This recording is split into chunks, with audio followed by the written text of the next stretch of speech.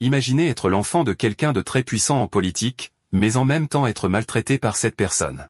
Votre seule issue est de gagner de l'argent en terminant un jeu.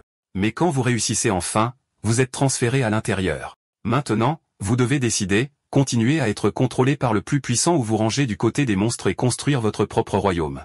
L'histoire commence avec le protagoniste qui pense à ce que ce serait de gagner 10 milliards de wons. Devant son ordinateur, il se dit que s'il le pouvait, il s'échapperait de là. Le jeune homme est connu pour être le fils d'un célèbre membre du Congrès. Cependant, le garçon doit tout faire pour être à la hauteur de la renommée de son père. Il apparaît toujours dans les journaux à ses côtés. À l'école, une étudiante étreint le protagoniste, le mettant mal à l'aise. La jeune fille murmure qu'il devrait s'éloigner un peu de là. En arrière-plan, d'autres élèves commentent leur envie de ne pas pouvoir s'approcher de la jeune fille. La jeune fille l'emmène dans une ruelle, et là, avec des garçons plus âgés, elle demande pourquoi le protagoniste ne lui prête pas plus d'argent. Effrayé, Jian dit qu'il lui en a déjà prêté la semaine dernière et qu'il ne peut pas le refaire. Cependant, l'un des garçons le menace, disant qu'il devrait le dénoncer pour avoir créé un site web illégal. Acculé, le protagoniste dit qu'ils sont aussi complices. Moqueuse, la jeune fille affirme qu'ils devraient alors tous se dénoncer. Elle dit cela parce qu'elle sait qu'en fin de compte, Jahan serait celui qui en subirait les conséquences avec plusieurs gros titres émergents et mettant en jeu l'intégrité de son père. Puis, une fois de plus, elle s'approche en disant au garçon qu'elle sait qu'il trouvera un moyen. Plus tard, elle part. Elle est tellement en colère qu'elle claque même la porte, mais elle ne s'attendait pas à ce que son père soit là aussi. L'homme s'approche comme s'il savait déjà ce que son fils a fait. Avec une expression intimidante, il dit au protagoniste de ne rien faire qui ternisse son nom. Jian a très peur et commence à transpirer froid. Sans réponse, le membre du Congrès demande pourquoi il se tait. Essayant d'agir rapidement, le garçon sourit, disant qu'il ne le décevra pas. En réponse, son père dit qu'il n'y a rien qu'il puisse faire qui le décevrait plus, et il ordonne au pauvre garçon de continuer à ne faire que ce qu'il ordonne. Frustré, le protagoniste court dans sa chambre. Il se demande pourquoi il doit traverser tout cela. À ce moment-là, un chaton s'approche en lui léchant la main. Le garçon sursaute et retire sa main. Sur son bureau, le chaton laisse échapper un miaulement. Jahan est heureux de se rendre compte que son chaton se soucie de lui. Puis le félin saute sur ses genoux, chatouillant le garçon. Tenant le chaton, le jeune homme dit que Ruru est le seul encore à ses côtés. Soudain, il remarque une notification d'un jeu sur son ordinateur. Il voit qu'il a déjà terminé 99 tours du jeu et qu'il n'en reste qu'un à terminer. Cependant, il ne peut pas dépasser le 100e tour, quoi qu'il arrive. Il a toujours un game over. Ne comprenant pas, il se demande pourquoi il ne peut pas réussir même après avoir tout essayé.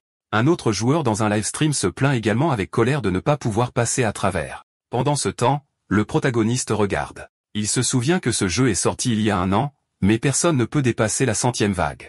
Malgré tout, il n'abandonnerait pas. Il sait que sa seule chance d'échapper à cette vie infernale est de terminer le jeu.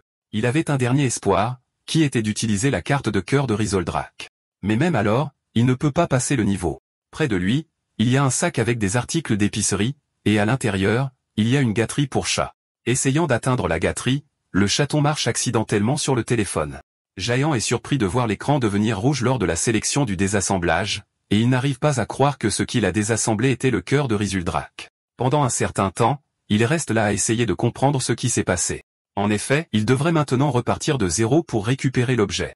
Cependant, il commence à paniquer à cette idée. Soudain, une nouvelle notification l'alerte d'un fragment du cœur. Il ne comprend pas car cela n'arrive généralement pas lors du désassemblage d'un objet. Mais s'il a raison, il pourrait faire quelque chose. Ainsi, il accepte le fragment en utilisant l'âme du dragon. Et lorsqu'une lumière rouge brille, il se rend compte que c'était le moyen de terminer le jeu, en redémarrant en utilisant ce nouvel objet. Le lendemain, il va à l'école comme d'habitude, mais il en profite pour jouer en secret au milieu d'un livre. Quand il rentre à la maison, il continue à jouer. Et même en marchant, il le fait. Il ne lui faut pas longtemps pour franchir le 99e niveau. Maintenant, avec le fragment de cœur, il serait en mesure de le terminer. Le jeune homme est déterminé à réussir cette fois-ci, alors il clique pour démarrer le niveau. Là, il utilise un chevalier féminin pour vaincre les monstres. Alors il clique dessus, priant pour que ça marche, et un éclair frappe toutes les créatures. Il semble que maintenant, enfin, le protagoniste va réussir. Et comme prévu, il remporte la victoire. Très excité, Jian saute presque de joie, mais soudain, son père ouvre la porte de la chambre avec un club de golf. Surpris, notre héros se lève car cela ne semblait pas être une bonne chose. Le vieil homme dit qu'il a reçu un appel de camarades de classe qui l'ont fait chanter, menaçant de divulguer l'erreur illégale de Jahan s'il ne payait pas ce qu'il demandait. Notre héros, terrifié, essaie de s'expliquer et s'excuse, mais le député était déjà prêt à le frapper avec ce club. L'homme avait un regard très malveillant tandis que le protagoniste hurlait de peur. Jian pleura, incapable de rien faire. Son père utilise cet outil pour détruire le téléphone portable de Jian. Après la fin de ce cauchemar, Jian se lève et demande si son père a vu son charuru. Mais la seule réponse qu'il reçoit est qu'il n'aurait plus besoin de l'animal. Cela fait monter la colère du protagoniste. Le défiant, son père se demande pourquoi il fait cette tête. Et transpirant de rage, Jian demande où est son chat sans montrer aucune émotion. L'homme dit qu'elle sera avec la mère du garçon qui a déjà perdu la vie. Le choc est si grand qu'il ne peut même rien dire. Tenant la tête de Jian, le député dit que le garçon doit juste suivre ses ordres. Et finalement, il lui dit de ne plus le décevoir. Il affirme également qu'il croyait que le garçon pouvait le faire. Toujours allongé sur le sol, le téléphone portable l'alerte qu'il a terminé la mission. Mais maintenant, Jian ne voit plus aucun sens à continuer sa vie. L'appareil continue de parler et dit maintenant qu'il l'invite dans son monde. Un éclair du ciel apparaît dans sa chambre, et de là, il est emmené au château du royaume du jeu. Dès qu'il apparaît au milieu du palais, les gens attendaient déjà. Il l'appelle le chevalier légendaire, et les gens autour crient qu'il sera le sauveur. Essayant de comprendre, Juon commente que ses larmes ne coulent plus. Il a l'impression que ses émotions ont été réinitialisées. Devant lui se trouve un vieil homme barbu. C'est le roi, et il demande si le jeune homme est bien le chevalier légendaire. Bientôt, notre héros parvient à reconnaître le visage de l'homme, et il se souvient du jeu, y compris des dialogues, qui étaient également les mêmes. Ensuite, l'homme barbu se présente comme le roi Balich Jordia le troisième. Il explique que ce royaume est envahi par des monstres. À ce moment, il est interrompu par un serviteur qui apporte des nouvelles de l'invasion. Pendant ce temps, le protagoniste observe simplement sans rien dire. Il continue d'absorber toutes les scènes, et tout correspond exactement au jeu qu'il essayait de terminer. Reprenant la parole, le roi dit que la situation est urgente et ordonne à Jian de trouver une solution rapide. Il demande au jeune homme de devenir le commandant des chevaliers pour protéger le royaume. Se levant, Géant demande à tout le monde d'écouter attentivement ce qu'il est sur le point de dire. Le garçon est encore très secoué et se souvient de moments avec son chat. Il dit que gagner 1 milliard de won ne valait plus rien. Les gens ne comprennent pas et disent même qu'il semble faible pour un chevalier. En réponse, le roi dit que s'il peut remplir sa mission, il accorderait au garçon tout ce qu'il désire. Cela attire l'attention de notre héros. Il demande si cela pourrait vraiment être n'importe quoi, et l'homme barbu dit qu'il n'a pas à s'inquiéter. Il doit juste faire ce qu'il ordonne. Cette déclaration lui fait se souvenir que Dangi est son père. L'homme l'a toujours forcé à suivre les ordres pour maintenir son image, et maintenant le roi faisait la même chose. Par conséquent, Géant crie immédiatement qu'il ne fera rien de tout cela. En entendant cela, le roi n'aime pas ça et devient douteux. Devant toutes les personnes présentes, notre héros explique sa situation de vie. Il a toujours été entouré de personnes égoïstes. Tout le monde, y compris son propre père, a essayé de l'utiliser à son propre avantage, et maintenant la même chose se produisait. Ce roi voulait juste avoir un autre esclave, et il n'accepterait plus cela. Le roi ne dit pas un mot, mais n'aime clairement pas ça. Tout en envoyant tout le monde en enfer, il clique sur l'option pour rejeter l'offre. Le serviteur du roi ne peut pas croire ce dont il vient d'être témoin. Pendant ce temps, cette notification commence à devenir rouge. Dans l'histoire du jeu, après un certain temps, les monstres attaquent le royaume, et ainsi le joueur ne parvient pas à protéger le royaume des monstres. Il pensait que c'était la fin, mais il semble qu'il ait maintenant une nouvelle chance de choisir ce qu'il veut. La fenêtre montre que la faction des monstres a été déverrouillée pour lui. Restant immobile à le regarder, Jayan réfléchit à ce que cela signifie. Pourrait-il être l'élu pour envahir le royaume? Le roi dit alors que les choix viennent avec des responsabilités. Demandant à tout le monde d'écouter, il déclare que le garçon n'est plus un chevalier légendaire. Et criant, il déclare que Jayan est maintenant un ennemi du royaume, mettant tout le monde en danger. Pendant ce temps, notre héros contemple cette possibilité, mais il doit agir rapidement car le roi a ordonné son élimination. Même dans cette situation, le protagoniste reste calme. Il reste immobile pendant que les chevaliers l'entourent, et bientôt des épées sont tirées près de son cou, mais il sait qu'il trouvera un moyen de s'en sortir. Avec cela, une grande lumière rouge émerge de sa direction. Le roi avec un regard en colère est laissé confus. La sélection de Jian est terminée, et avec elle, il a acquis plusieurs capacités surhumaines. Ainsi, son objectif ultime devient d'éliminer tous les humains. Cette fois, il se battra du côté des monstres en détruisant le royaume. Le système avertit que s'il réussit sa mission, il gagnera l'un des objets qui existent là-bas et pourra ensuite retourner dans son monde d'origine.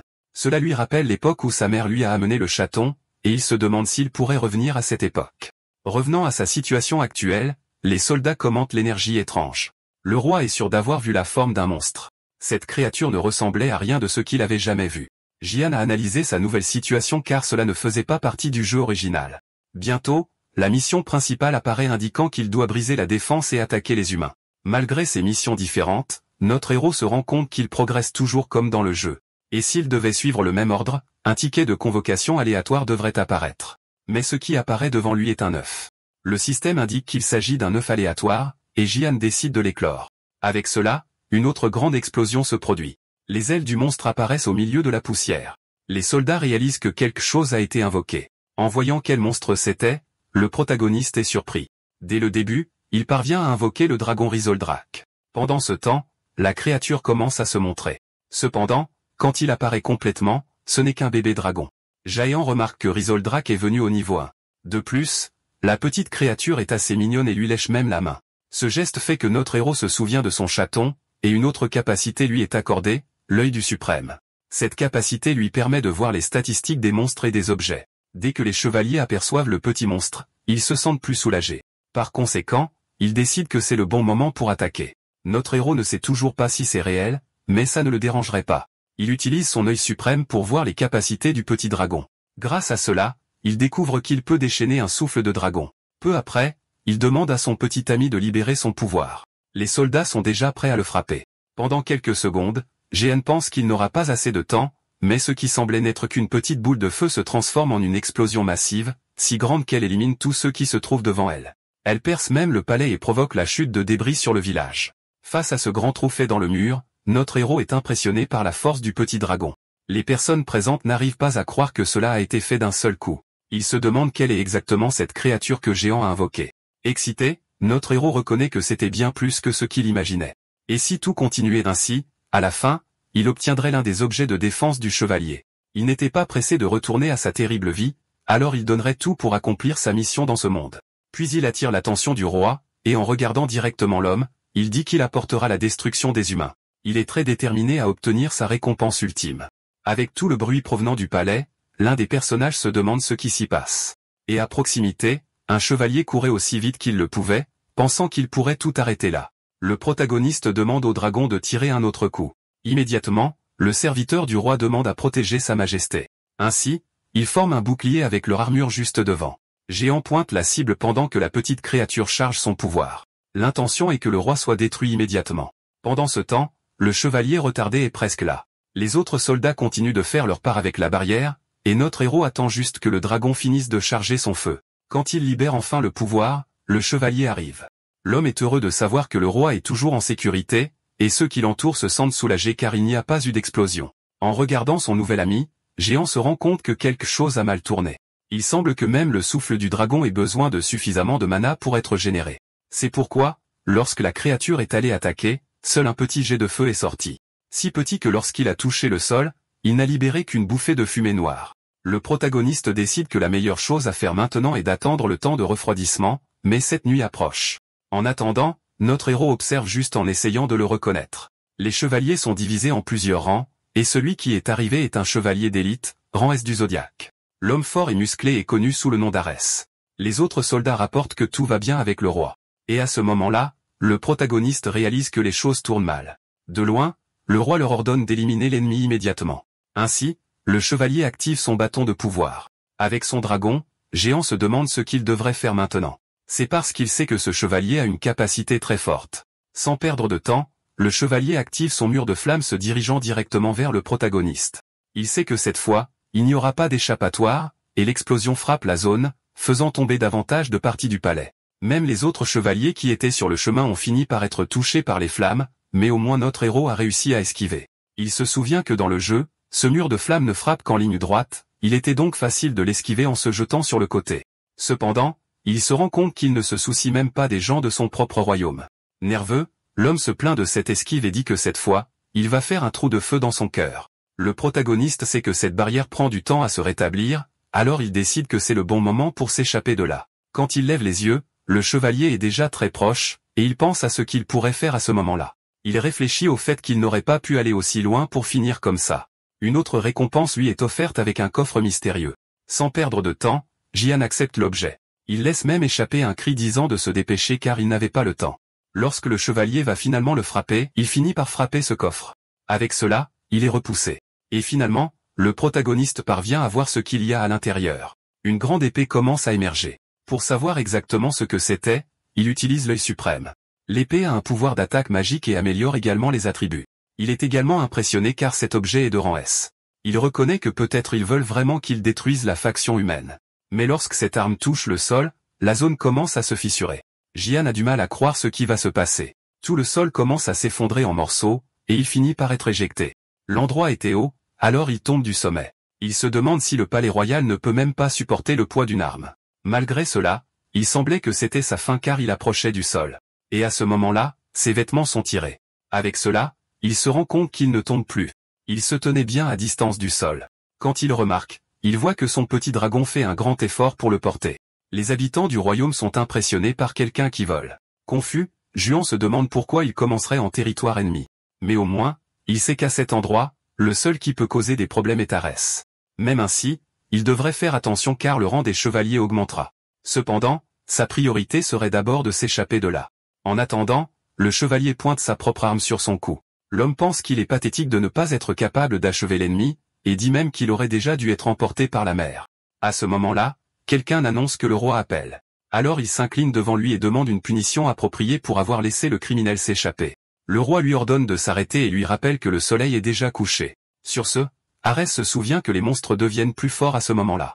Ainsi, Sa Majesté le nomme commandant et l'envoie au mur. Pendant ce temps, Jian reste en l'air. Il se souvient des tactiques et des enjeux qu'il avait dans le jeu. La première attaque à laquelle il a été confronté provenait de gobelins sauvages. Mais avec le chevalier Arès dans les parages, il sera un peu difficile pour les monstres de réussir au début. À ce moment-là, il se rend compte que son corps se rapproche du sol. Le petit dragon ne peut plus tenir, mais ils sont toujours dans le royaume. Malgré les grands efforts, Rizdra n'en peut plus et finit par tomber radicalement. Sur ce, il s'écrase contre une colonne de pierre qui était là. Même avec la collision, Jehan n'est pas blessé. Juste à côté de lui, il voit une paire de bottes. Sans réfléchir à deux fois, il les met. Mais à sa surprise, quelqu'un apparaît en disant qu'ils ne le connaissent pas. C'est la jeune fille blonde, Lib. Elle est également chevalier de rang S. Immédiatement, elle demande au jeune homme de s'identifier. Jian se souvient que la fille était essentielle pour arrêter la 100e vague dans le jeu. Bien qu'elle soit un peu oublieuse, elle était douée pour cultiver des donjons. Donc, dans le jeu, elle a réussi à devenir assez forte pour vaincre les monstres. Encore une fois, la fille lui demande de s'identifier. Jian l'appelle par son nom, laissant Lib confuse et lui demandant s'il la connaît. En réponse, le protagoniste dit qu'il la connaît très bien et qu'il a pu évaluer sa valeur avec précision. Comme prévu, la fille ne comprend rien. Cependant, Jian se concentre également sur sa défaite. Maintenant qu'elle est également devenue un ennemi, alors que la nuit tombe, les gobelins sont déjà prêts à envahir le royaume.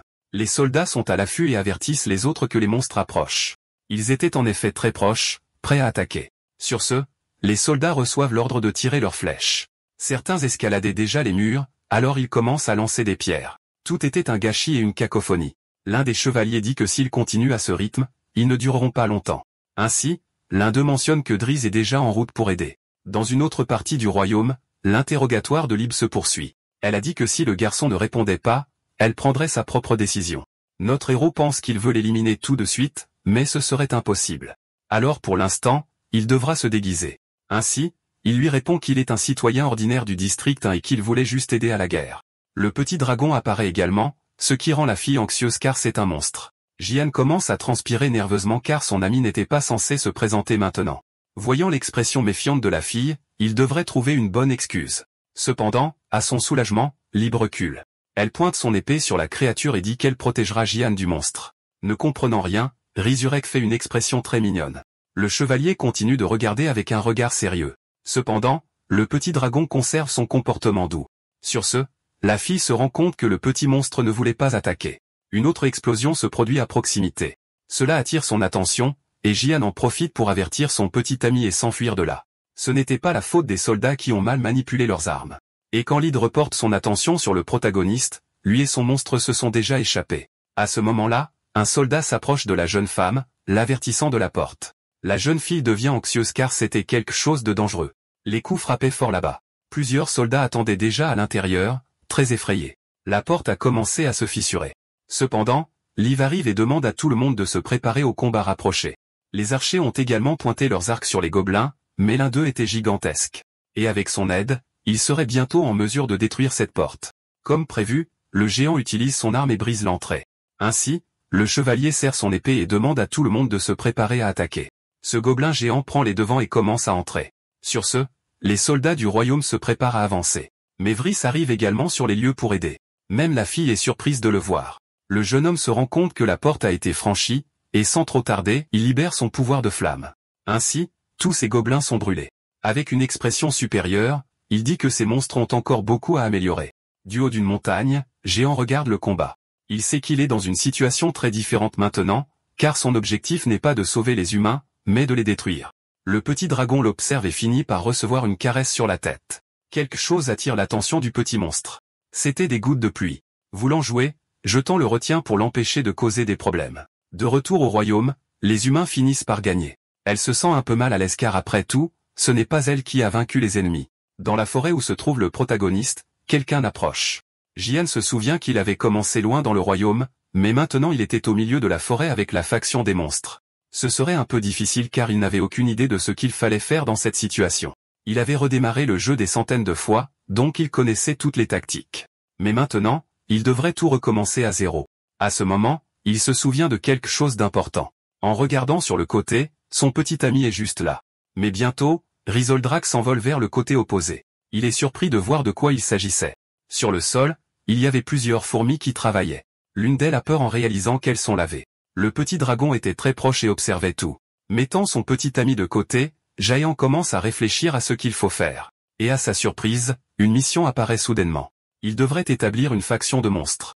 Ainsi, il pense à la façon dont il ferait cela. S'il devait recruter des monstres comme des gobelins, ce serait le moment, mais il n'y en avait pas, et il se demande comment il parlerait à chacun.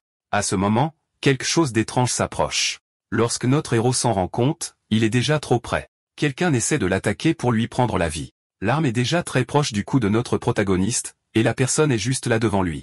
En ouvrant les yeux, Jian ne comprend pas ce qui se passe. Les griffes effleurent sa peau, et quand il regarde de plus près de qui il s'agit, il la reconnaît immédiatement. La jeune fille est une bête, un monstre avec des caractéristiques de certains animaux. Jian l'appelle un lapin, car c'est ce qui lui vient à l'esprit quand il la regarde, mais la fille ne semble pas aimer ça beaucoup. Elle soutient en disant qu'elle ressemble plus à un renard, et essaie même de s'expliquer. La jeune fille ne l'accepte pas et continue de se disputer. Gardant son calme, notre protagoniste l'observe, et finalement, il parvient à la reconnaître comme un renard arctique. La jeune fille s'approche pour le renifler, et ainsi, elle commence à sentir tout le corps de Jehan.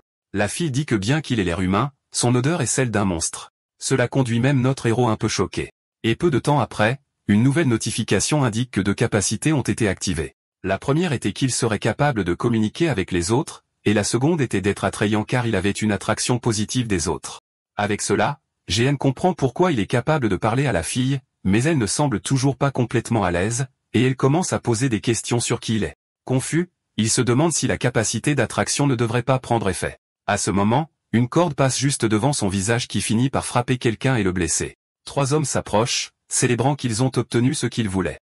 En les regardant, Jehan se rend compte qu'il est hors du royaume depuis un an. Avec beaucoup de colère, la louve dit qu'elle soupçonnait que le protagoniste était humain. Elle a dit qu'elle n'était pas tombée dans le piège et pensait que Jehan était derrière ça. Dans la douleur, elle se demande pourquoi il continue de la chasser. Jehan se rend compte qu'il y a un malentendu. Pendant ce temps, les humains tirent la corde. La fille finit par voler dans les airs avec cette flèche dans sa jambe. Le grand gars du groupe utilise toute sa force pour tirer. La jeune fille en profite pour essayer de l'attaquer.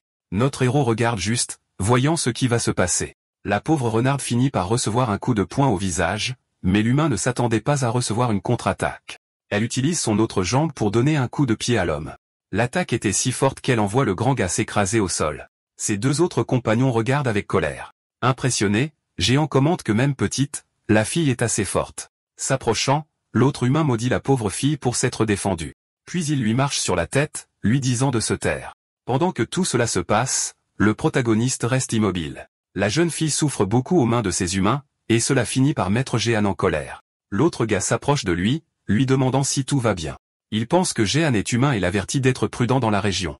Il demande même ce qu'il fait seul là-bas. De l'autre côté, la renarde ne cesse de se plaindre, mais l'homme ne comprend pas sa langue. Et pour la punir, il a l'intention de frapper quelque chose sur sa tête. Cependant, notre héros regarde déjà pour l'aider. Le chef du groupe demande de ne pas la frapper car elle finira par perdre la vie. En réponse, le petit gars s'excuse d'avoir perdu le contrôle. Cela soulage Jehan car il craignait que la jeune fille ne soit éliminée. Faisant une grimace effrayante, le chef dit qu'il l'a vu parler à la fille plus tôt et pointe même un couteau sur son estomac en le perçant. Le jeune homme explique que les choses seraient plus faciles avec lui. Peu de temps après, le couteau tombe au sol, tout sale de liquide rouge. Avec sa main sur son ventre, Jayan demande ce que le gars voulait dire. La renarde regarde aussi tout et se rend compte qu'il n'est pas un ennemi. Soudain, le protagoniste commence à sentir son corps en feu.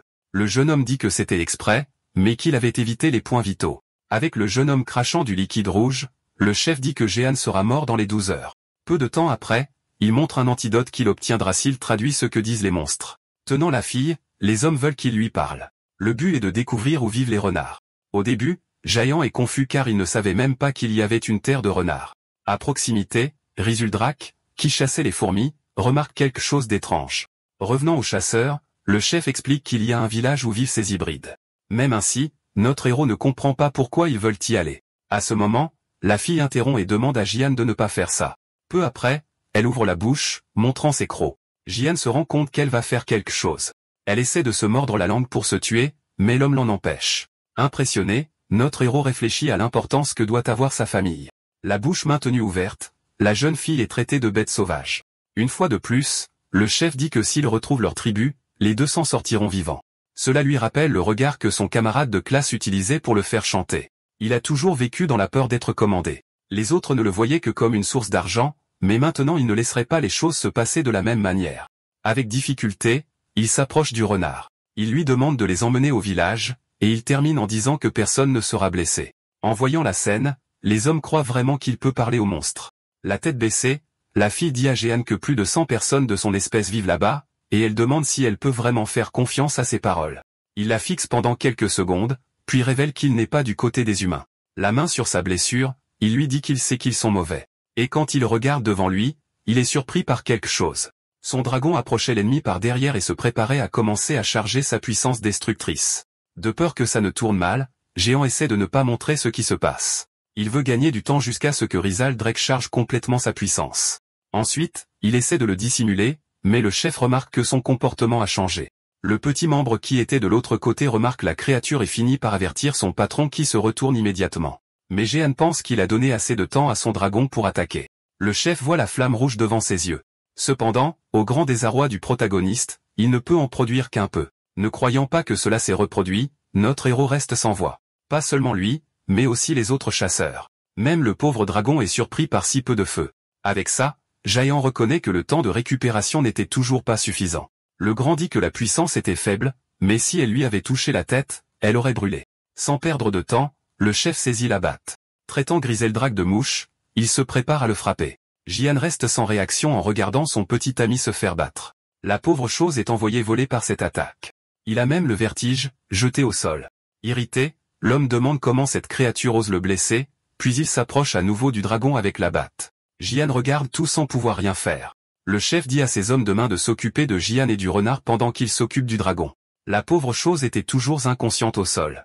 Grinçant des dents, le protagoniste voit qu'il n'a de valeur que parce qu'il peut parler au monstre. Tout se répétait comme dans son monde. Il essayait de vivre de manière pathétique pour plaire aux autres, et malgré cela, il était toujours seul et rejeté. Quoi qu'il arrive, il ne voulait pas retourner à sa réalité. Par conséquent, il jure qu'il ne regrettera plus rien. À ce moment-là, l'homme est déjà sur le point de frapper la petite créature. Même le renard est choqué par ce qui est sur le point de se produire. L'expression de Jayan change, et il active sa capacité physique passive de monstre. En quelques secondes, il réussit à atteindre le chef prêt à lancer un coup de poing. L'attaque était si puissante que l'homme s'envole au loin, détruisant le sol. La fille est impressionnée par la force de l'attaque, et les autres hommes de main peuvent à peine croire ce qu'ils ont vu. Leur chef était allongé sur le sol avec le visage complètement fracassé. Cette fois, il est passé à l'action et a agi à temps. Cependant, l'antidote qui lui sauverait la vie a également été brisé. La renarde se demande comment il bougeait alors qu'il était empoisonné et observe ce qu'il est sur le point de faire. Sans perdre de temps, Jayan va ramasser son petit ami par terre. Rizuldrak ouvre les yeux, et notre héros est fier qu'il ait essayé de le sauver. Heureux, le dragon sourit. Et Jayan commente que quand il le regarde, il se souvient toujours de quelqu'un de spécial. Son petit charruru était toujours à ses côtés, essayant de le réconforter. C'est pourquoi il jure à son nouvel ami qu'il le protégera toujours. Le protagoniste sourit et conclut que quoi qu'il arrive, il sera toujours à ses côtés. Pendant ce temps, les hommes continuent de jurer et de dire qu'ils le diront au patron. Cependant, notre protagoniste ne plaisante pas et les regarde avec une grande colère. Réalisant qu'il pourrait finir par se faire battre, les hommes de main s'enfuient. Rizuldrak célèbre leur victoire. Mais peu après, Jahan perd de la force et tombe au sol. Il tombe lourdement pendant que le renard regarde. La jeune fille est un peu surprise, pensant qu'il a peut-être perdu la vie. Le petit dragon est également très inquiet, secouant son maître. Notre héros est toujours éveillé, mais croit que ce sera sa fin. La dernière image qu'il a est celle de son petit ami qui a l'air inquiet. Quand il perd complètement conscience, il se souvient de la scène de sa mère à l'hôpital. Il était tout seul tout le temps, et il est très en colère parce que son père ne s'est jamais présenté pour l'aider. Peu à peu, sa conscience revient et il ouvre les yeux. Jian est porté par la renarde. À ce moment-là, il traverse une grotte très sombre. Il ne lui faut pas longtemps pour atteindre son village. Les autres habitants lapins sont surpris car il ressemblait à un humain. Les filles s'approchent et commentent que malgré son apparence, il sent le monstre. Elles restent près de la fenêtre à regarder, se demandant quand il se réveillera. En fait, le protagoniste est déjà réveillé, mais il ne veut pas toute cette attention sur lui. S'approchant d'eux, la renarde leur demande de laisser un peu d'espace à Jehan. De là où il était, notre héros reconnaît cette voix. Dès qu'elle entre, la jeune fille demande s'il est réveillé, et elle essaie d'expliquer qu'il attire l'attention parce que c'est la première fois qu'un humain apparaît.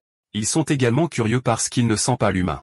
En regardant ses mains, Jehan se rend compte que la marque de poison a disparu. La renarde explique qu'il l'avait gardée dans le village. C'est à ce moment qu'il réalise que la jeune fille l'a amené chez elle. Même en se mettant en danger avec celui qui l'a capturé, elle l'a aidé. Curieux, il demande pourquoi elle l'a sauvé. En réponse, la jeune fille dit que malgré son apparence, il ne ressemblait pas à l'un d'eux. Il insiste pour une autre raison, et la renarde se souvient d'une scène. La jeune fille commente que l'inquiétude qu'il a montrée pour son dragon l'a émue. Réfléchissant, notre héros se demande si cela est arrivé à cause de l'effet d'être un monstre amical. Cependant, la jeune fille s'énerve et dit qu'il ne fait que râler même après avoir été sauvé. Le petit dragon faisait une sieste, mais dès qu'il ouvre les yeux, il se rend compte que son propriétaire s'est réveillé. Cependant, il remarque que lui et la renarde sont en pleine discussion. La jeune fille dit que maintenant ils sont quittes parce que Jehan l'a aussi sauvé. À ce moment-là, il entend un son familier. Réal Zeldrak sautait vers lui très joyeusement. La petite créature le serre dans ses bras pendant que la renarde regarde.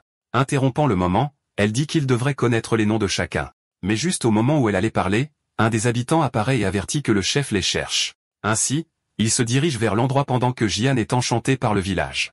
L'endroit au-delà des montagnes a été créé par des monstres lapins, mais il abrite maintenant toute espèce hybride qui a perdu sa maison. Ils travaillent en harmonie et prennent soin les uns des autres. Soudain, une créature de type taureau apparaît et demande si la renarde nommée Rio est allée dans la forêt humaine. Elle s'excuse et continue de marcher, mais le taureau reste méfiant. L'appelant par son nom, notre héros commente que tout le monde là-bas semble se soucier d'elle. Mais la jeune fille a l'air abattue, et Jehan lui demande si quelque chose s'est passé. Sortant de nulle part, Ria change d'humeur et commence à l'appeler A. Irritée, elle demande si son nom est A, et elle se tient devant lui en attendant une réponse. Remarquant sa confusion, G révèle son nom. Il se sent un peu mal à l'aise car ce n'est pas un nom très courant dans les environs. De façon inattendue, la renarde dit son nom complet, Rai Lindrian Pernitsiliar. Peu de temps après, elle s'éloigne, laissant Jaéan confus. Un des petits lapins demande si Réa se sent mieux, et elle répond qu'elle va bien. Notre héros remarque que son humeur s'est améliorée. Apparemment, elle voulait juste dire son nom. Regardant autour de lui, il se souvient de sa mission principale, recruter des monstres pour la faction. Et avec ses pensées lointaines, la renarde l'appelle à continuer à marcher. Il se sent un peu contrarié parce que même en connaissant maintenant son nom, elle l'appelle toujours Aïe, mais il court quand même pour la rattraper. Atteignant le chef, il déclare directement que Jian va maintenant reprendre le village. Lui et la renarde sont choqués. Jian dit qu'il ne comprend rien au village, et le lapin s'en va, disant qu'il est déjà vieux. Réa se demande s'il va vraiment faire ça juste à cause d'un rêve, mais le vieil homme est déterminé et dit qu'il ne changera pas d'avis. Notre héros ne comprend rien à ce qui vient de se passer. Le vieil homme a seulement dit qu'il avait fait un rêve et qu'il se réalisait toujours. Regardant Jehan, il dit qu'il sait que la personne qui sauvera le village, c'est lui. Cela lui rappelle sa mission principale, la construction de la faction des monstres, et il s'inquiète de ce qui va se passer là-bas puisqu'il sera maintenant considéré comme un sauveur. Il se souvient de cet homme maudit qui voulait l'utiliser comme traducteur en échange de sa vie, et immédiatement quelque chose lui traverse l'esprit. Il appelle Ria pour lui dire. Ainsi, il demande si personne ne les a suivis sur le chemin du village. La jeune fille répond que l'endroit est très bien caché et que personne ne l'a jamais découvert. C'est parce que derrière cette montagne, il y a une vaste mer, et personne n'ose y aller. De plus, la seule façon d'entrer sans traverser la montagne est par un tunnel sous la mer. Les lapins ont également fait une sorte de labyrinthe pour rendre l'entrée difficile aux intrus. Par conséquent, l'entrée de cet endroit est presque impossible. Réa dit aussi qu'elle n'a senti la présence de personne. Malgré cela, le protagoniste avait un sentiment étrange. Il y avait du liquide rouge sur le chemin, probablement de Ria, et caché dans une des grottes se trouvait un des hommes de main. Il surveillait le village et célébrait. Il l'avait enfin trouvé. Soudain, ils entendent une agitation dans le village disant qu'il y a un intrus. Jian et Réa sont surpris d'apprendre qu'ils ont trouvé un humain là-bas. Le taureau devient très nerveux en jurant, et le petit se plaint qu'il ne comprend rien.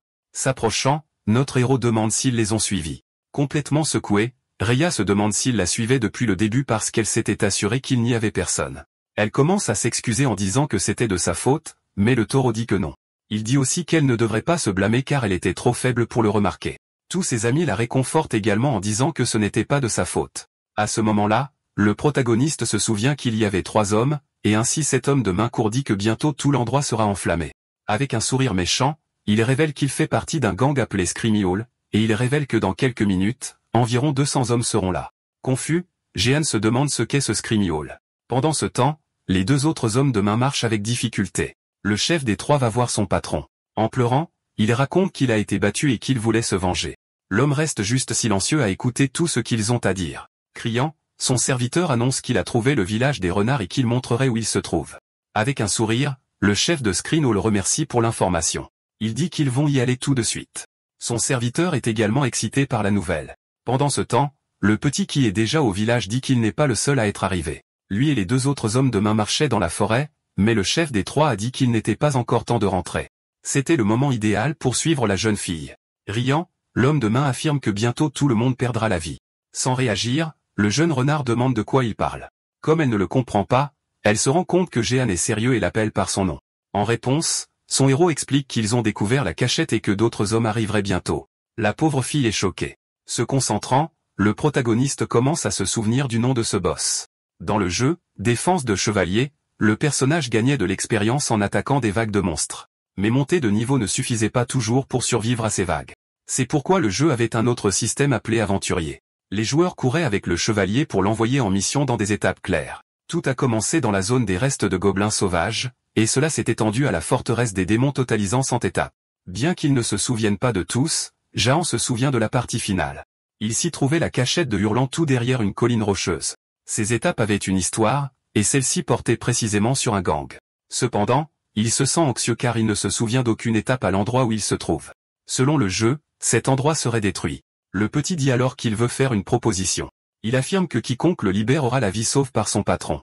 Bien que le protagoniste sache que lui seul comprend ce que l'homme dit, les autres hybrides ont déjà ressenti dans leur cœur ce que cela signifiait. Rhea continue de ruminer sa culpabilité, disant que c'était de sa faute. Pendant ce temps, l'homme insiste pour crier afin d'être libéré. Avec un regard déterminé, Jehan dit qu'il ne laissera pas le village être détruit. Alors que le petit agaçant continue de parler, le protagoniste s'approche. En le regardant, le petit homme demande à Jehan d'interpréter pour les autres ce qu'il disait. Jehan n'est pas d'humeur à plaisanter et serre le poing. Il frappe ce type agaçant au visage. Le petit est jeté en criant. L'homme taureau est impressionné de voir cette force. Même les petits lapins restent bouche bée. Rhea non plus ne croit pas ce que son ami vient de faire. Le petit est pratiquement inconscient au sol, et notre héros est prêt à se battre si nécessaire. La jeune renarde est impressionnée d'entendre qu'il fera tout pour les protéger. Cependant, le taureau explique qu'il serait impossible de se battre. Tout le monde là-bas était très faible, et la plupart étaient des femmes et des enfants. À ce moment-là, l'ancien chef s'approche. Avec tout le monde rassemblé, il dit qu'il annoncera quelque chose à tout le monde à la fois. Il proclame Jehan comme le nouveau chef du village. Pendant ce temps, la bande de mercenaires marche. Ils finissent par s'approcher de l'endroit, et le chef s'excite. Il a du mal à croire que le village était caché juste là derrière la colline rocheuse. Cependant, il dit que cela deviendra maintenant la nouvelle base de son gang. Ainsi, lui et ses guerriers marchent vers l'endroit. Pendant ce temps, dans le village, l'homme taureau explique que les ennemis sont environ 200 hommes. Contrairement à eux, qui n'avaient que des hommes taureaux, 2 jeunes cerfs, 5 moutons et une renarde.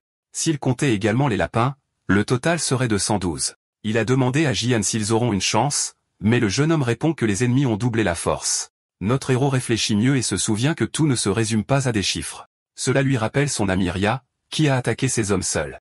Ensuite, il suppose que la jeune fille peut gérer 3 hommes à elle seule. Bien qu'il ait entendu dire que les villageois ne se sont jamais battus, ils pourraient avoir de bonnes compétences.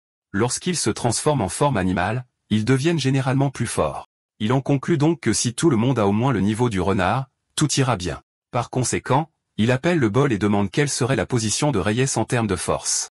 L'hybride réfléchit pendant que le protagoniste attend une bonne réponse. En la regardant jouer avec le dragon, il dit qu'il a confirmé qu'elle est la plus forte du village. Cela laisse Jehan sans voix. Le taureau dit aussi que si tout le monde là-bas s'unissait contre elle, elle en sortirait quand même victorieuse.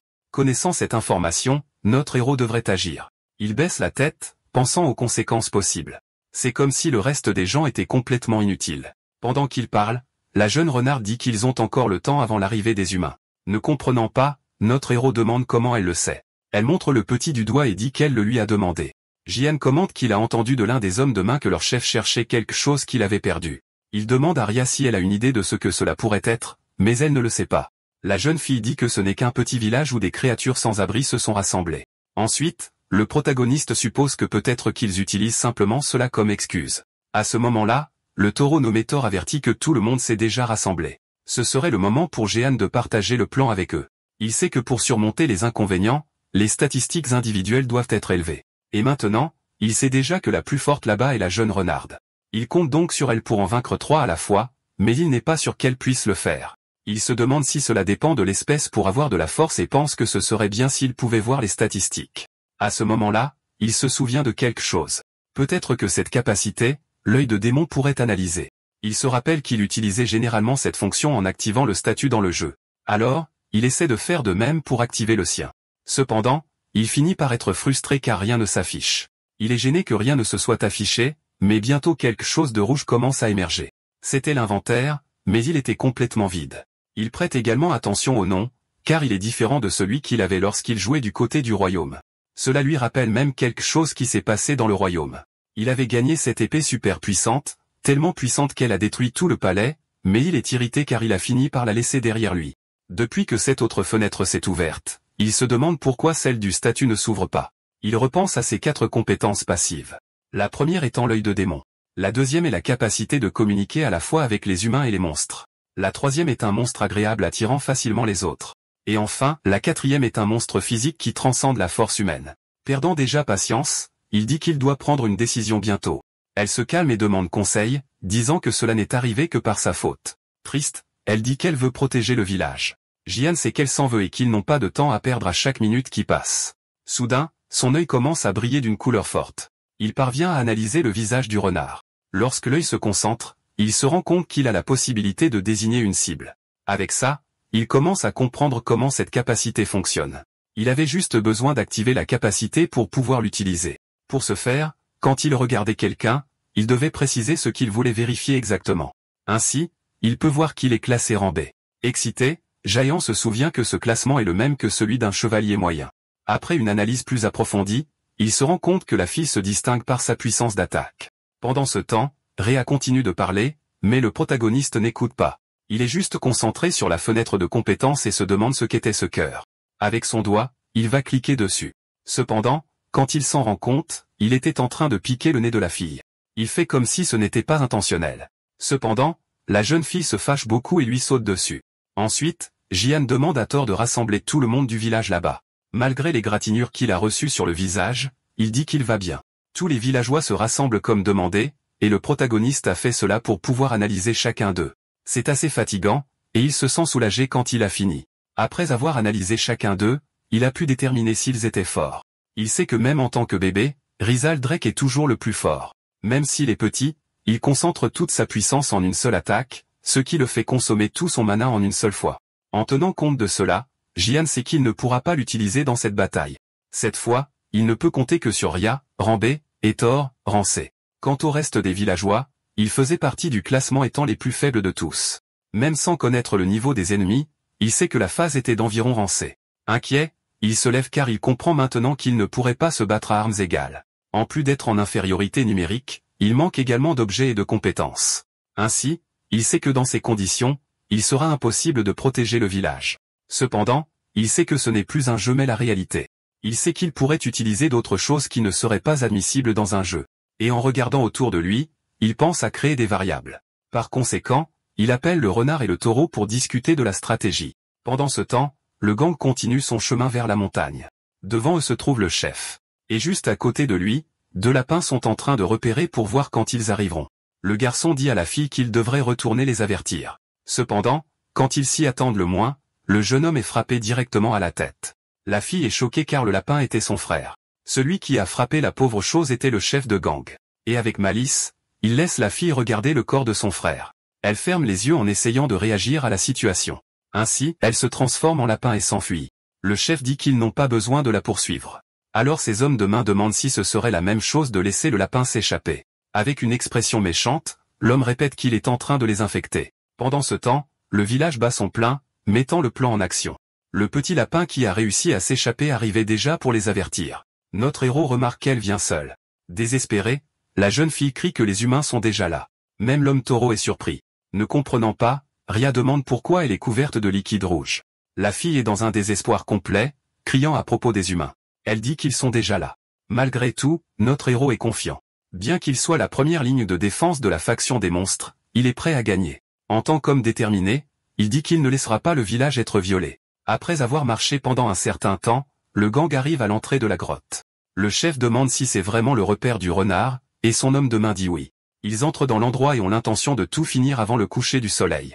Avec son excellent odorat, le renard sent qu'ils sont déjà proches. Se tournant vers son amie, Jeanne, elle se demande si le plan fonctionnera. De retour vers le gang, ils continuent de marcher. Suivant le chemin qu'ils avaient noté, l'homme croit qu'ils atteindront le village dans 30 minutes. Le chef commente que tout est très calme, mais il croit qu'il se cache. Ce type poilu mentionne même qu'il se vengera du jeu. Après avoir fait un autre pas, le jeune homme remarque le son provenant du sol. Tout commence à craquer sous leurs pieds, et sans le temps de s'échapper, le sol s'effondre. Certains d'entre eux parviennent à s'échapper, restant hors de cette zone. De justesse, le chef parvient à empêcher son subordonné de tomber. Pendant ce temps, ceux qui sont tombés se plaignent de douleurs aux jambes et aux bras.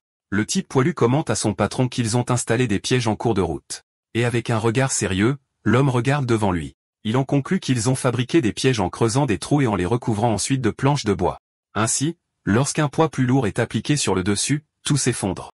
L'autre grand type commente qu'il n'y avait rien de tout cela la veille. C'est pourquoi cette fois, il devait être beaucoup plus prudent. Le patron ne semble pas s'en soucier et prend les devants. Et tout en maudissant ses hommes de main, ils deviennent confus, ne comprenant pas pourquoi. Sans trop d'efforts, il tient un gros rocher, puis il le jette juste devant lui. Comme il s'y attendait, c'était un autre piège. Puis il explique que cette grotte est artificielle et qu'elle était à l'origine de la roche. Il est donc facile de savoir que les pièges se trouvent là où il y a de la terre et du gravier. Après qu'il ait dit cela, ces hommes commencent également à remarquer la différence. En effet, il y avait des endroits avec beaucoup de petites pierres. Le chef se sent suffisant, disant que des humains comme eux ne se laisseraient pas prendre à ce piège. Après cela, il demande à certains de rester en arrière pour aider ceux qui sont tombés. À l'intérieur du village, Ria peut entendre qu'ils ont trouvé les pièges. Jeanne se réjouit, car cela faisait partie de son plan qu'ils les trouvent. Creuser à travers autant de roches prendrait beaucoup de temps, et il imaginait aussi que cela ne fonctionnerait pas plus d'une fois. Ainsi, il avoue que les vrais pièges ne sont que deux, ce qui signifie que ces hommes se détournent pour rien, car les autres sont faux. Notre héros a fait cela parce qu'il sait qu'il serait en mesure de gagner du temps. Pendant ce temps, les hommes continuent de marcher à travers la grotte. Certains ont déjà peur de tomber dans autre chose. Et se rapprochant, le subordonné dit qu'il y aura un carrefour devant. En regardant ce qui est juste là, le chef n'y croit pas. C'est parce qu'il n'y a pas seulement 2 entrées, mais 3. L'homme aux cheveux longs se plaint, disant qu'il n'avait pas ça avant et se souvient de ce buisson. Le reconnaissant comme un moyen de les tromper, le chef dit qu'il ne se laissera pas prendre à ce piège. Il sait que cela a été fait pour gagner du temps. Il prépare probablement quelque chose dans le village, et il ne laisserait pas cela arriver. Il dit donc à son groupe qu'ils vont se diviser en petits groupes. Il assigne l'homme aux cheveux longs au tunnel de gauche. Le grand type mènera le chemin du milieu, et enfin, le chef lui-même prendra le chemin de droite. Le premier groupe à gauche se retrouve rapidement dans une impasse car le chemin était bloqué. Pendant ce temps, le groupe du milieu voit une lumière et croit que c'est la sortie. Ainsi, le grand type aperçoit les autres pour se préparer à la bataille. Le groupe de gauche voit aussi une lumière. Le chef croit même qu'il a pris le bon chemin. Par conséquent, il ordonne qu'aucun hybride ne soit laissé en vie. Sans perdre de temps, les 2 groupes avancent pour attaquer. Cependant, le côté où le patron mène à quelque chose de différent. Ils émergent au milieu de la forêt. Ainsi, il en conclut qu'il a pris un autre mauvais chemin. L'homme qui a réellement atteint le village ordonne à ses compagnons de maintenir leur position. Il demande à l'un des hommes de retourner au carrefour pour informer le patron. À ce moment-là, ils ont réalisé que l'autre membre était attaché à un arbre. Le petit homme ne peut même rien dire car sa bouche est bâillonnée. Alors rapidement, le groupe va vers lui. Transpirant abondamment, l'homme demande son patron. Et en regardant le groupe, il réalise qu'ils sont en infériorité numérique. Dans la grotte, le jeune membre du gang court pour informer le chef. Cependant, en chemin, quelque chose d'inattendu se produit. Il y a une énorme explosion de fumée. Le garçon est touché et projeté contre le mur. Cela a été fait par la renarde elle-même avec notre héros. Tout allait bien. Les pièges leur faisaient gagner du temps. De plus, ils ont également réussi à diviser les forces de l'ennemi. Après avoir appris ce qui est arrivé au groupe, le petit homme devient nerveux. Soudain, le grand type se tourne pour voir ce qui se passait. Tous les villageois étaient déjà tapis pour attaquer. Jian, avec son ami, apparaît également. Ainsi, le protagoniste contacte les villageois. Il leur donne le feu vert pour avancer du haut de la falaise. Il regarde joyeusement les choses bien se passer. L'ennemi donne également à son groupe l'ordre d'attaquer. Le combat est sur le point de commencer. Les deux camps se tiennent face à face. Le chef de ce groupe se prépare à utiliser son marteau. Alors notre héros avertit tout le monde de commencer leur transformation bestiale. Avec cela, tout le monde semble disparaître, créant de la fumée. L'homme se demande s'ils ont disparu. Tout faisait partie de la tactique, car lorsque les féroces se transforment, ils produisent de la fumée. Quand il est arrivé au village et a vu cela se produire, il a immédiatement pensé à l'utiliser au combat. En faisant cela, les ennemis ne sauraient pas d'où ils attaquent. Dans la prochaine partie du combat, Jehan utiliserait le bol. Ainsi, au milieu de la fumée, il apparaît tenant une énorme pierre. Les autres, qui sont un peu plus loin, ne comprennent plus ce qui se passe. Ensuite, le petit lapin se prépare à attaquer ceux qui sont seuls. D'autres restent sous terre pour leur retenir les pieds. Ainsi, avec l'ennemi distrait, un autre attaque sa tête. Chacun attaque d'un côté, en donnant un coup de pied. Le garçon a même peur et s'enfuit. Pendant ce temps, dans une autre partie, 3 membres ont réussi à mobiliser l'un des résidents. Ils sont confus car il semble que leurs frappes n'atteignent pas le mouton. Ailleurs, d'autres sont touchés par le liquide chaud sur la tête. Celui qui faisait ça était le petit Rizel Drake utilisant son pouvoir limité. Jusqu'à présent, Jian et Ria n'ont pas eu besoin d'intervenir car tout se passait bien, mais ils restaient attentifs à tout ce qui se passait. À proximité, le petit et 2 autres membres tiennent des armes. Ils veulent essayer de frapper les lapins qui creusent dans le sol. Remarquant le danger, le protagoniste demande de l'aide au renard. Avec sa grande vitesse, la jeune fille se précipite rapidement. Même notre héros qui la connaît est impressionné. La fille les a atteints en quelques secondes, mais le petit qui était derrière a l'intention de la frapper avec une arbalète. Il utilise l'arme, et la flèche se dirige vers Rhea. La jeune fille le voit juste devant ses yeux, mais ce à quoi il ne s'attendait pas, c'est qu'elle parviendrait à esquiver. Elle le fait en utilisant certains de ses mouvements et se prépare à attaquer. Sans perdre de temps, la fille donne un puissant coup de pied au visage d'un des hommes. Il a un sourire montrant qu'il a réussi à bloquer, mais avec sa grande vitesse, Ria bientôt. Du sol, elle donne un autre coup de pied, cette fois en le frappant carrément. De là, elle passe à l'autre ennemi. Contre son visage, la jeune fille parvient à le renverser. Le petit qui reste râle, demandant ce qu'elle fait. Cette fois, les deux se tiennent face à face. Presque immédiatement, elle utilise sa jambe pour une autre frappe. Cette fois, elle frappe la tête du petit contre le sol.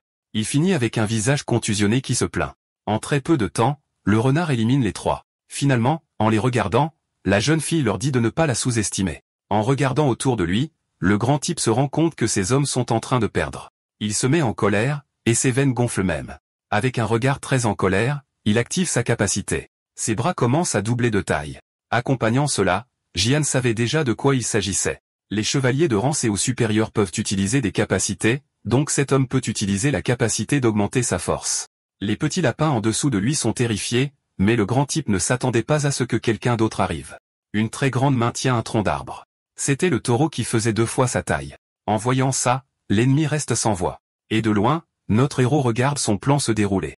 Il est même impressionné car il ne s'attendait pas à ce que son ami soit aussi fort. Pendant ce temps, au milieu de la grotte, celui aux cheveux longs demande combien de temps il devra attendre.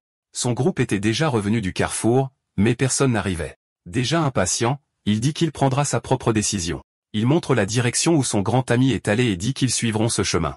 Pendant ce temps, dans le village, tous les ennemis ont été capturés et enterrés. Ainsi, le protagoniste parle à Torres pour vérifier ses jambes. Il est un peu inquiet. Bien qu'ils soient beaucoup plus nombreux que les ennemis, beaucoup ont été blessés. Cependant, il n'abandonnera pas maintenant. Les autres se rapprochent déjà de la sortie. Jian se rend compte que d'autres ennemis sortiront de là, alors il avertit son ami Bol de faire quelque chose. Il demande à l'hybride de distribuer toutes ses armes aux villageois. Ainsi, chacun choisit une arme pour lui-même. Bol prend le marteau du grand type qu'il a vaincu. Ensuite, le protagoniste utilise son œil pour voir les niveaux. Avec ses armes, il remarque que la puissance de chacun a presque doublé. Cela l'excite car cela a dépassé ses attentes. Finalement, une autre partie du groupe ennemi arrive là-bas. Celui qui mène se demande pourquoi il y a tant de silence. Et juste là devant, une partie de son groupe est enterrée dans le sol. Quand ils réalisent ce qui s'est passé, ils sont choqués. Celui aux cheveux longs commence même à crier, pensant qu'ils ont perdu la vie. Cependant, quand il se rapproche, il peut voir qu'ils sont toujours en vie. Ils disent qu'ils vont sortir les autres de là, mais se demandent pourquoi il y a tant de trous dans le sol. Pendant qu'il parle avec son compagnon, ils apparaissent derrière lui. Le dernier groupe avec le chef essaie toujours de trouver le bon chemin. Il se plaint qu'il est assez difficile de trouver le bon endroit sans carte. L'un d'eux commente qu'il croit qu'ils sont au bon endroit cette fois-ci, mais il finit par marcher sur l'un de ces endroits de gravier. Tout le monde se met à crier, pensant qu'ils vont tomber. L'un d'eux glisse même, mais ils sont confus quand ils se rendent compte que même en restant là, rien n'est tombé. Le membre demande ce qu'il s'est passé. Prenant une lance, le chef s'en sert pour toucher le sol. Ainsi, il réalise que tout ce qu'il pensait être des pièges était faux. Il s'énerve, pensant comment ose-t-il se jouer de lui. Pensant à sa capacité, il dit qu'il va les mettre en pièces. À ce moment-là, le membre qui était parti les prévenir arrive. Il rapporte qu'ils ont trouvé le bon chemin, et que c'était le tunnel du milieu. Le chef est content car il va pouvoir les achever. De retour au village, tout était déjà réglé. Les autres du deuxième groupe ont aussi été enterrés. En créant un seul mur au carrefour, ils ont réussi à gagner du temps. Ils ont fait 3 chemins, mais un seul menait au village. Jian se dit qu'il ne reste plus qu'à endurer le dernier groupe. Le poilu réussit à enlever le bâillon de sa bouche. Regardant le protagoniste, il dit qu'il ne pourrait pas gérer leur chef. Souriant, il dit que l'homme est d'un niveau complètement supérieur. Sans laisser à cet idiot la chance de continuer à parler, Ria lui donne un coup de pied dans la tête. Elle va vers son héros pour donner les nouveaux chiffres de ceux qui peuvent encore se battre. Il sait que, chef compris, il reste environ 60 ennemis. Les villageois étaient déjà désavantagés pour s'être battus 2 fois. Puis une fois de plus, Géant utilise son œil pour regarder les niveaux. Avec ceux qui restent, il remarque qu'ils ont acquis de l'expérience au combat. Ainsi, il sourit et annonce qu'ils sont devenus plus forts. Pendant ce temps, on entend des pas s'approcher. Le renard prévient qu'ils arrivent. À l'entrée de la grotte, le chef, avec son groupe, se présente. Juste là, devant, se trouve le reste de son groupe enterré. Avec un air de dédain, il les traite de pathétiques. De loin, il demande si tout cela était le plan de Jian. Répondant à cette question, notre héros dit que c'était une stratégie. L'homme rit, disant qu'ils étaient plutôt confiants. Il dit aussi que malgré 2 victoires, il n'y en aura pas de 3e. Tenant son épée, le protagoniste dit qu'ils verront ça bientôt. Le chef ne semble pas très content quand Jianan dit qu'il a une proposition. Notre héros pointe son épée sur le cou du poilu, menaçant de l'éliminer. Il dit que s'ils ne lâchent pas leurs armes, il l'éliminera. Pendant quelques secondes, le chef reste sans voix. Pendant ce temps, son subordonné crie de désespoir. Notre héros ne sait pas s'ils ont accepté ça, mais ça ne coûte rien d'essayer. Peu après, ils commencent à laisser tomber leurs armes. Cela surprend Jian car il ne s'attendait pas à ce que ça marche. Même ainsi, ces criminels ont des sourires sur leur visage. Le protagoniste réalise que quelque chose ne va pas. Ils ont fait ça parce que le chef commence à activer sa capacité. Quand il voit ça, notre héros reste bouche bée. Cette capacité augmente l'attaque de tous les alliés dans la zone de 25%. Alors Jianan panique car la puissance de l'ennemi a grimpé en flèche. À ce moment-là, le chef ordonne à ses membres de gang d'éliminer tout le monde. Ainsi, le combat commence, et les 2 camps vont s'affronter. Comme au début, une grande fumée se forme entre eux. Ils utilisent ça pour que d'autres lapins apparaissent et attaquent. Il semble que ça marche car ils réussissent à frapper les têtes de l'ennemi, mais ils ne peuvent pas frapper l'homme. Les 2 petits lapins ne savent plus quoi faire maintenant. Cette fois, le village perdait gros face au gang. Thor faisait aussi de son mieux, utilisant ce marteau et envoyant des hommes voler. Cependant, il ne s'attendait pas à ce que les ennemis utilisent des cordes pour l'attacher. Ses bras et son cou sont retenus. Les ennemis commencent à tirer et utilisent toute leur force pour le retenir. En faisant ça, ils réussissent à le faire tomber au sol et disent que c'est leur chance de l'attaquer. Face à cette situation, le taureau pense que c'est sa fin. De l'autre côté, les moutons qui utilisaient leurs appâts fuyaient aussi. Rizuldrak donnait tout, mais il devait continuer à esquiver les flèches. Notre héros est conscient que cette fois, les choses ne se passent pas bien. Il se demande où est son ami Renard. La fille donne tout, se battant contre les ennemis. Pour l'instant, elle gagne encore. Mais cette fois, elle était entourée de plusieurs hommes. La pauvre fille était déjà très fatiguée et ne pourrait pas tous les abattre. Le protagoniste est inquiet car il sait qu'elle est à sa limite. Soudain, un des lapins passe juste devant son visage. La pauvre bête a été jetée, frappant l'arbre. L'animal se transforme en cette petite fille, et elle est inconsciente. Remarquant sa situation actuelle, Géant ne pense qu'à un seul moyen de mettre fin à la bataille. Il faudrait d'abord éliminer la personne principale. Cette personne est le chef car c'est lui qui donne du pouvoir aux autres. Juste à côté de lui, Géant voit son ami souffrir aux mains de ces voyous. Thor se tourne et le regarde, montrant son regard déterminé. Son ami imagine déjà ce qu'il va faire. Pendant qu'il parlait de tactique, le protagoniste savait que Thor pouvait se transformer une fois de plus. Alors l'hybride regarde pour attendre le signal de sa transformation. Les ennemis se dépêchent de l'éliminer le plus vite possible, alors ils tiennent leur lame pour en finir une fois pour toutes. Cependant, juste au moment où ils allaient le frapper, Juon lui demande de se réveiller. Se transformant en ce grand monstre, il jette ses humains de côté. Ainsi, notre héros s'enfuit et demande à son ami de le suivre. Les 2 se dirigent vers le boss pour le vaincre. Malgré cela, le chef attend assez calmement. Levant les bras, il se prépare à utiliser sa force. Son regard est très concentré, et avec un seul coup, il envoie valser l'un des ennemis. Maintenant, ce serait le tour du chef qui était juste devant. Il prépare son super coup de poing pour attaquer le chef de gang, et c'est chose faite. La force est si grande qu'elle soulève même de la poussière. Mais après avoir fait ça, quelque chose l'effraie. L'homme avait attrapé son poing avec une seule de ses mains. D'en haut, le protagoniste profite de l'occasion pour poignarder avec son épée. Cependant, le salaud n'a pas peur. Avec quelques mouvements, il lance le bol vers notre héros. Jian ne s'attendait pas à ça et finit par se faire frapper. Ainsi, les deux finissent par tomber au sol. S'approchant de Thor, le chef amène son pied dans l'espace hybride. Il saute pratiquement sur le pauvre type en utilisant toute sa force. Jian, qui est tombé un peu sur le côté, est très irrité. Après avoir frappé le bol, le chef regarde notre protagoniste, et sans perdre de temps, il charge pour l'attaquer. Il était à proximité en train d'éliminer d'autres membres. Avec la première attaque, notre héros se retrouve désavantagé et est projeté sur les rochers. La jeune femme réalise que son ami est en train de perdre. Son visage est déjà blessé. La seule chance de mettre fin à ce salaud était lui car il était plus fort. Une fois de plus, le chef de gang tente d'attaquer. Se tenant au rocher, il réfléchit à ce qu'il faut faire ensuite. Puis il décide qu'il est temps d'utiliser cette capacité. Il active la capacité physique de monstre, et avec son pouvoir transcendant l'énergie, il court vers l'ennemi. Cette fois, le salaud ne s'attendait pas à une attaque aussi forte. Le coup de poing atterrit en plein visage du chef, le faisant reculer. La jeune renarde est impressionnée par la puissance. Même son ami Thor ne s'attendait pas à ce qu'il réalise cela. Ce coup de poing était très fort et l'homme est projeté au loin. Avec ça, Jian croit avoir réussi à blesser ce crétin. Cependant, ce chef est toujours debout. Il fait face à Jian et dit qu'il l'avait prévenu. Avec un regard très mauvais, il dit que le village n'obtiendrait pas 3 victoires. Jian tombe dans le désespoir, pensant à comment il vaincra cet être. Peu de temps après, il reçoit un coup de poing en plein ventre. Cela le fait tomber à genoux. Il doit même utiliser sa main pour se soutenir. Étant donné comment les choses se passaient, il semble n'avoir plus aucune chance. À ce moment-là, son ennemi attrape sa tête, puis la pousse vers le sol, la faisant frapper fort. Malgré sa défaite, Jayan ne pense pas à abandonner. Le chef lui ordonne de se taire, et notre héros lui demande de laisser le village en paix. Il était difficile de voir tous ces gens regarder sa défaite. Ils étaient très inquiets du bien-être du protagoniste.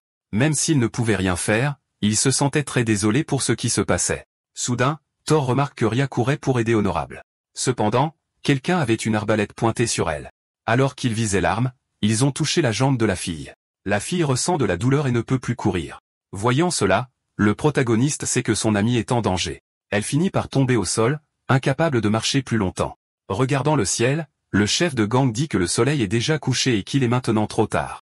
Regardant tout le monde, il leur demande d'écouter. Il annonce que la guerre est finie, et avec un sourire, il ordonne à ses hommes de main de brûler la ville. Notre héros serait là, retenu, regardant tout. Ces salauds ont allumé des torchers avec du feu et les ont jetés partout. Même les tentes et leur nourriture prendraient feu. Cette fois, notre héros sait que la ville serait détruite. La maison de ces gens était déjà en ruine. Les habitants sont désespérés face à cette situation. Ceux qui sont chez eux commencent à courir pour éviter de se blesser. Pendant ce temps, les membres de ce groupe célèbrent. Les lapins regardent simplement, croyant que c'est la fin de tout. Jian se sent très mal de voir que les gens perdent déjà espoir, mais il sait que si ça continue comme ça, il sera comme un perdant qui perd tout. En plus de la destruction, il blessait les résidents, leur attachant les bras. D'autres poursuivent le taureau pour l'éliminer. Certains avaient déjà été touchés et étaient inconscients. Finalement, tout le village a été rempli de feu. À ce moment-là, le chef attrape notre héros par ses vêtements. Il le soulève en utilisant son bras pour l'humilier. Votre ami Renard qui était à proximité appelle votre nom, mais Jian a encore la force de bouger ses mains. Il attrape le bras de ce salaud, puis il dit à son ennemi qu'il ne perdra pas. Encore une fois, il se souvient de la scène où sa mère a pris le chaton. Il veut revenir à ce moment-là, et pour cela, il doit remplir son objectif là-bas. Alors même qu'il est blessé et désespéré, il n'a pas l'intention d'abandonner. Les habitants qui étaient encore à proximité ont remarqué la force de Jian. Thor n'arrête pas de le regarder, et son ami Rhea est également impressionné. Ce chef se contente de rire au visage de Jian. Il tient déjà un esprit dans ses mains pour en finir avec lui. Peu après, il l'approche de son cou pour montrer que ce sera la fin, mais quelque chose était en train de changer dans le corps du jeune renard. La vie de Jayan était sur le point d'être perdue, et quand il s'y attend le moins, Rhea parvient à l'aider. Elle frappe le bras de ce fichu chef de gang. L'homme est déconcerté par la façon dont cela s'est produit. Elle a utilisé ses griffes énormes pour blesser le salaud.